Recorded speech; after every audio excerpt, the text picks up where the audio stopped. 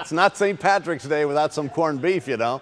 We brought in the experts from TooJay's to give us some tips on this traditional dish. And Sean Gibson from the Palm Beach Gardens location is joining us now. Good morning. Good morning. Thank you for being here. Welcome back. Thanks for having us. All right, so let's talk about this association between corned beef and cabbage as a tradition on St. Patrick's Day. What's that about? Well, actually, when the Irish migrated to the U.S., they had very limited funds, so the most cost-effective dish for them to eat was corned beef and cabbage. All right, so you get a history lesson here along with the cooking. All right, so let's get cooking or pretend cooking. Beef is the star of the show. How do we, choose the right cut of meat? Well, you start off with a grade A USDA quality beef brisket, and then what we do is we brine it for 3 to 4 days, and then we'll boil it with some aromatic vegetables, some pickling spice, and then once that's complete, we keep it steaming for about 2 or 3 hours in our steaming cabinets until it's about fork tender. So that is quite a process. It is quite a process.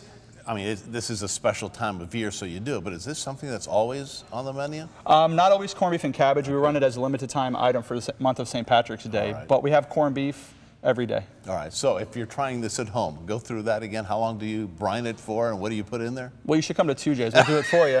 But we brine it for 3 to 4 days, so you have to plan ahead. You have to know what the heck you're doing. All right. How about slicing the meat? Is there a proper way to get it nice and skinny like that? Yeah, well, at the restaurant, we slice it about 1/8 of an inch thick against the grain. You know, you want it nice and thin so it stays tender, but not too thin where the meat shreds. And if you go with the grain, what happens? It kind of crumbles? No, it's just really tough. Oh.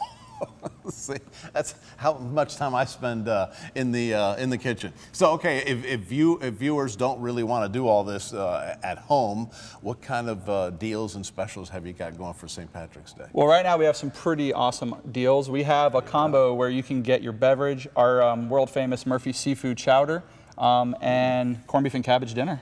Great. Okay, and this? This is for St. Patrick's Day. We'll give you some green beer. Look at that. Pretty cool. See, I even asked him when I came over here, is that really beer?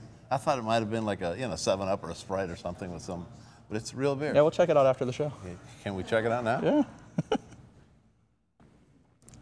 It's good and warm, thanks. Absolutely. All right, thanks for being here, Sean. All right, thank you for having us. Happy St. Patrick's Day, all right? Happy St. Patrick's Day to you. All right, top of the morning.